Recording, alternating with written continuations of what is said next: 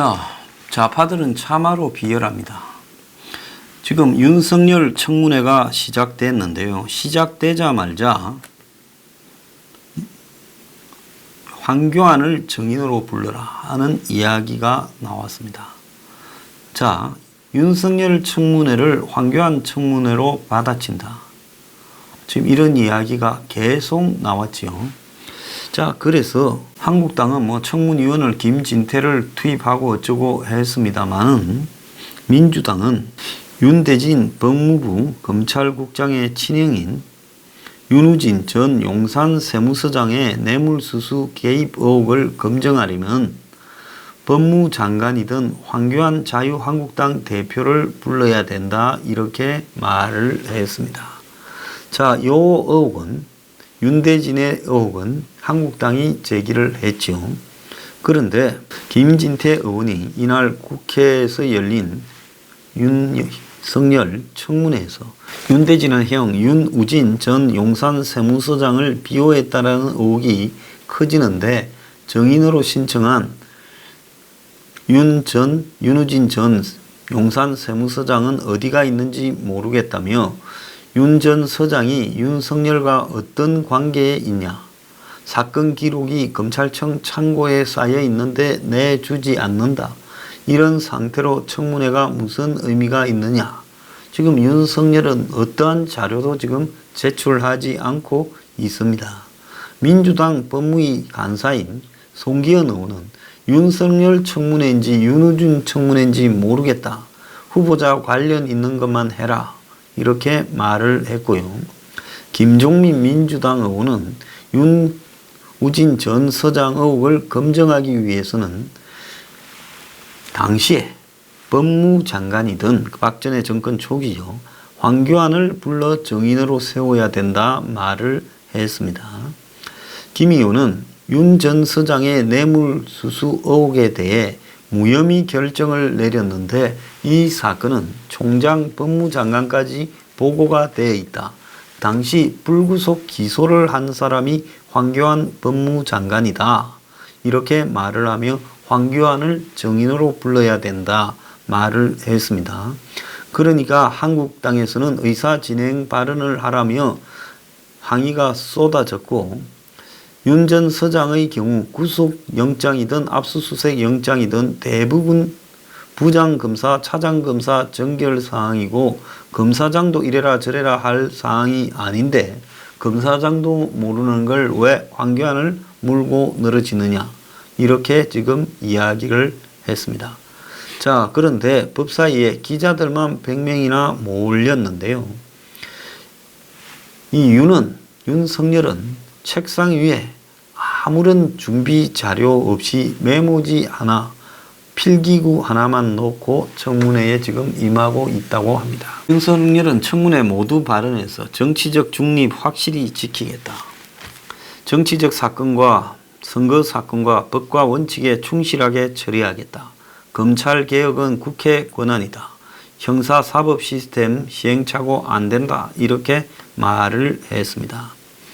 자, 말은 이렇게 하겠죠. 오늘 넘기기 위해서요. 그런데 윤석열이야말로 문 정권이 동원한 사람이라는 것은 하늘이 다 알고 땅도 알고 있습니다. 윤석열은 검찰총장 인사를 앞둔 4월 달에 양정철을 개인적인 친분 모임에 동석에서 만났다는 겁니다. 해명해봐라니 침묵하고 있고 양정철은 오해 살만한 모임이 아니었다라는 말만 하고 있습니다. 자, 당시 이 검찰총장에 윤석열이 임명될 것이다 라는 말이 파다했는데 그런 상황에서 지금 양정철을 만났다라는 것이 말이 되는 이야기인가. 그래서 이 양정철은 그 직전에 제 당에 민주정책연구원 원장으로 돼서 인재 영입 등을 다 하겠다, 이런 부분으로 하면서 설치고 다닐 때입니다. 자, 그런데 양정철과 윤석열은 이전에도 몇 차례 만난 잘 아는 사이이고 이 4월달 해동도 다른 사람들도 이렇게 같이 만났다고는 하지만은 검찰총장을 앞두고 있는 사람이 여권의 실세를 이렇게 만난다라는 것이 자연스럽지는 않은 겁니다. 자, 그런데 지금 메이저 언론들은 잘 다루고 있지 않습니다만은 문편을 들고 있는 지금 수많은 인터넷 방송들이나 마이너들이 황교안과 관련되는 삼성 떡값 문제를 다시 지금 부풀어 올렸습니다. 주로 지금 주진우가 이 이야기를 하고 다니고 있는데요. 요즘 라디오라든지 KBS 라디오에서도 이 말을 했고 TBS의 뉴스 공장에서도 이 말을 하고 숱하게 지금 이 말을 하고 다니고 있습니다. 4일날 있었던 KBS 라디오 김용민의 라이브, 이 김용민이, 주진우, 김어준이 이 자들이 옛날에 나는 꼼수다의 멤버들이었죠. 지금은 다 메이저 이렇게 방송에 들어가서 한 자리씩 꽤 찾는데 여기에 출연해서 2007년 삼성 비자금 사건을 폭로한 김용철 변호사가 당시 황교안에게 떡값 뇌물을 줬다고 한 말을 다시 또 되살리고 있습니다. 가는 데마다 지금 이 이야기를 하고 있어요. 자, 그렇다면 이 문제를 마이너 언론이나 라디오 이런 데서 떠들어대고 있고 아직 주류 언론까지 오고 있지 않아서 이 문제를 별거 아니다라고 취급해서는 안 된다는 겁니다. 황교안 대표는 이 문제에 대해서 내가 관련 없는 음해를 한다 해서 주진우나 김용철을 고소를 하든지 아니면 당시에는 그런 게 관행이었다라고 떳떳하게 밝히든지 그걸 해봐라는 겁니다. 자, 이번에 누가 봐도 윤석열 청문회 앞두고 한국당이 물고 뜯지 말라고 겁을 주는 것일 수 있는데요. 삼성 비자금 사건은 삼성그룹의 전직 법무팀장인 김용철이가 2007년 10월 29일 정의구현 사재단이라는 데 가서 삼성이 50억의 비자금을 관리를 해왔다고 폭로를 했죠. 자, 그러면서 그런 돈을 가지고 여기저기 막 돈을 던져줬다라는 이야기입니다. 그리고 이건희가 이걸 직접 지시했다고 말을 했고, 자, 이걸 최근에 주진우가 다시 다 알던 사실들을 여기저기서 떠들고 있습니다. 제가 지난번에 황교안이 등장했을 때 이 문제가 반드시 나올 거다. 그래서 이것 말고도 또 다른 또 이 전직 이 예우 차원에서 수임한 수임료 문제도 나올 것이고 삼성과 관련된 떡값 양복 이런 이야기들이 거론될 거라고 말을 했습니다. 그래서 먼저 이런 일들을 언급해서 김을 빼든지 아니면 여기에 대해서 아니라고 하든지 명확히 해야지 가만히 있으면 끌려갈 수밖에 없고 그런 문제들 때문에 결국 황교안은 정권에 투쟁하지도 못하고 맨날 무조건 투항하고 또 더 나아가서 이번에 무슨 일본과의 문제에 정권을 돕겠다라는 식으로 말을 하는 행태를 보일 수밖에 없고 사과만 거듭할 수밖에 없다라는 겁니다. 자, 주진우는 김용철이 삼성이 경제민주주의를 너무 해치는 까닭에 바로 잡아야 된다 이렇게 진실을 폭로했는데 그때 떡값 받은 검사가 너무 많고 너무 많은 검사가 요직에 있어서 이게 문제가 된다 하면서 정작 검사 이름은 안 밝혔다. 그런데 유일하게 떡값을 줬다. 그래서 증명할 수도 있다고 말한 사람이 황교안이다. 그러면서 주진우는 99년 당시 서울지방경찰청 북부지청 형사 5부장이던 황교안이 삼성그룹 구조조정본부 임원들과 연관된 성매매 사건 수사를 무혐의 처분으로 끝낸 대가로 상품권을 받았다. 당시 삼성의 전무상무급 본부 주요 구조본의 핵심 임원들이 회사 돈으로 성매매를 하고 다녔습니다. 그게 이제 문제가 되었는데 상품권을 받고 잘 무마를 해줬다. 이런 이야기를 하는 거겠죠.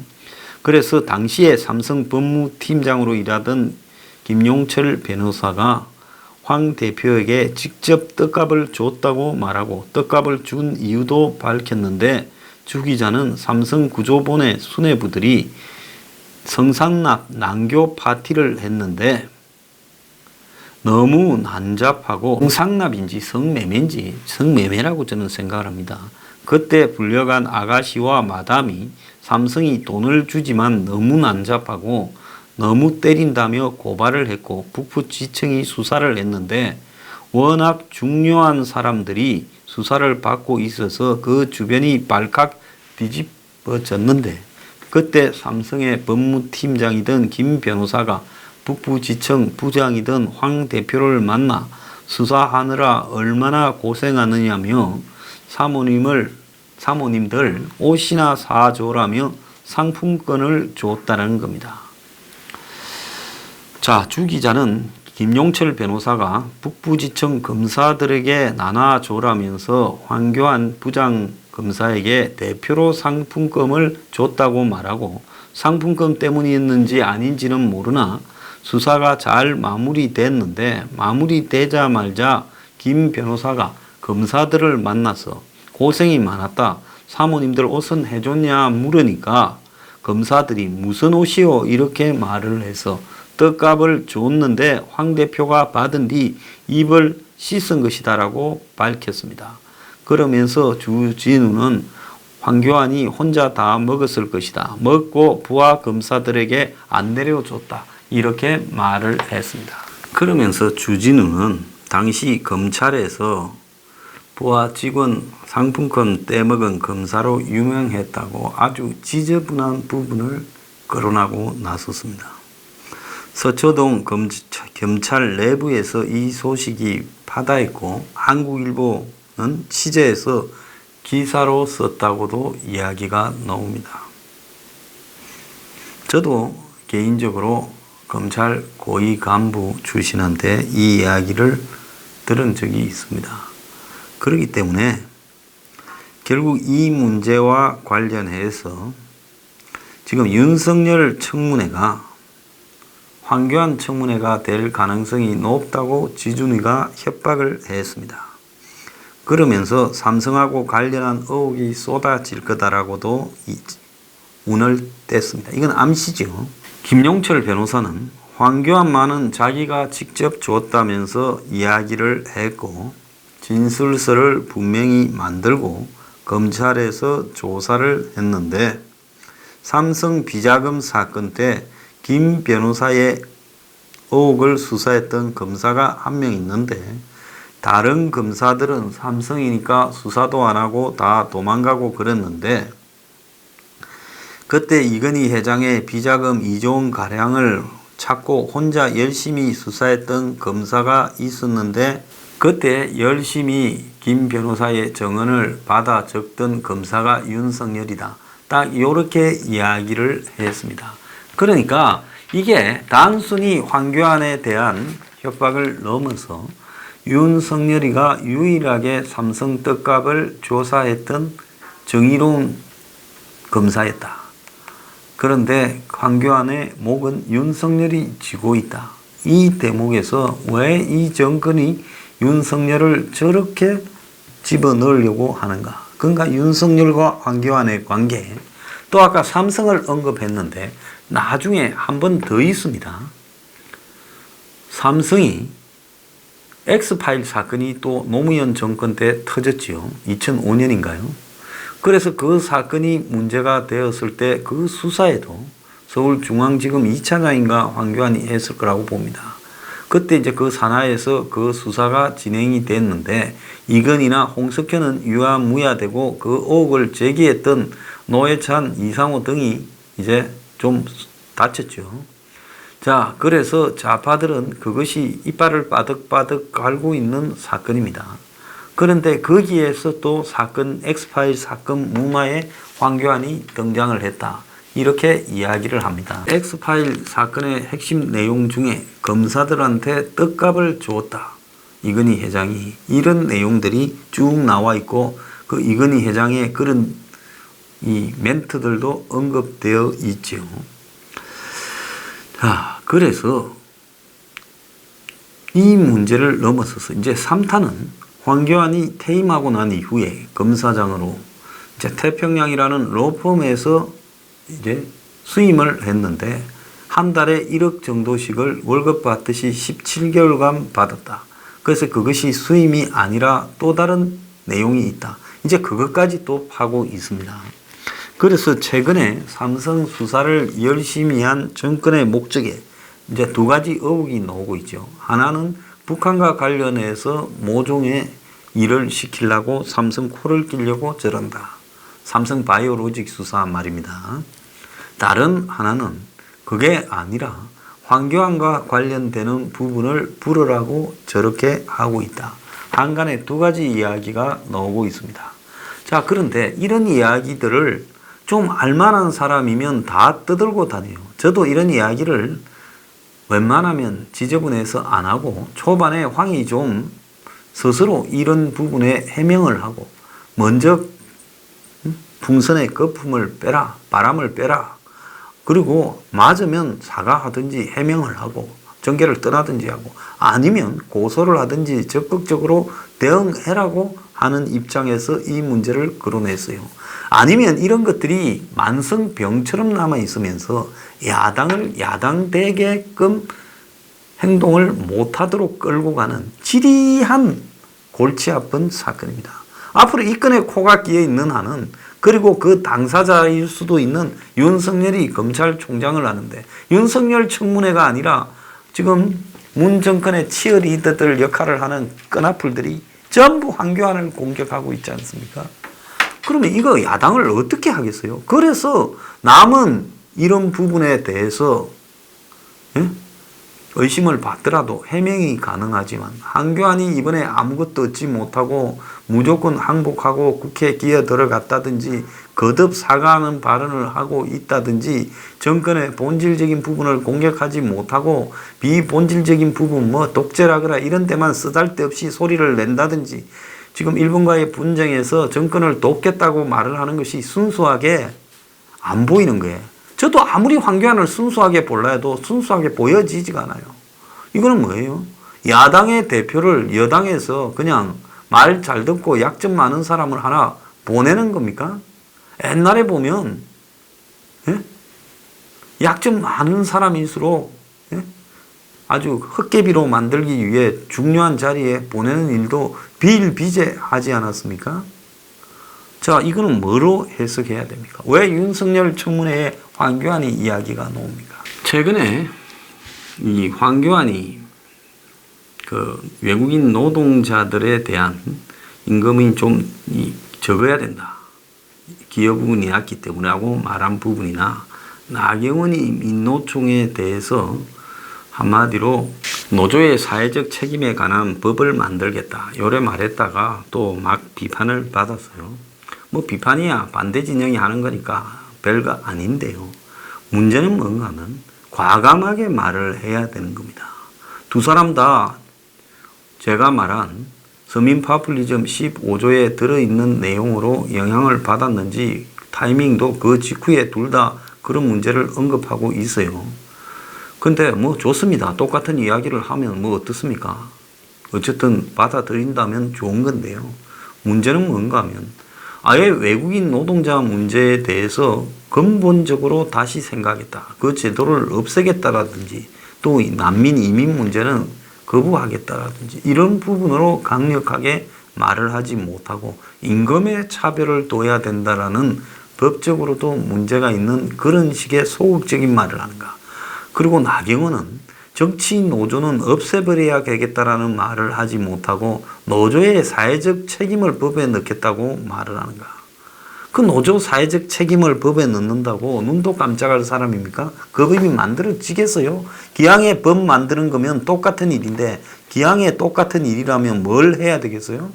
기왕에 같은 일이라면 헌법을 개정해서 정치 노조에 대한 금지 부분을 헌법에 넣고 산하 법률에도 반영하고 그래서 개헌을 하겠다라고 말을 하는 것이 더 맞지 않았느냐.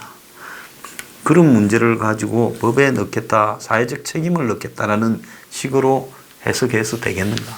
자, 왜 황교안과 나경원은 본질적인 개혁을 하려고 생각하지는 않고 이런 문제들에 대해 아주 부분적으로 이렇게 찌끄레기들만 건드는가. 그러니까 욕만 처먹고 일이 되지도 않는 거예요. 이왕의 어려운 일은 본질적으로 근원을 막아버리겠다라고 말을 하는 것이 그것이 서민 파퓰리즘입니다. 자, 그런데 황교안하고 나경원이 왜 싱가포르식 국가적 주택 공급은 말을 하지 않고 있습니까? 다른 포퓰리즘은 슬쩍슬쩍 컨닝하면서 싱가포르식 국가적 주택 공급은 말하지 않고 있습니까? 그게 저는 궁금합니다.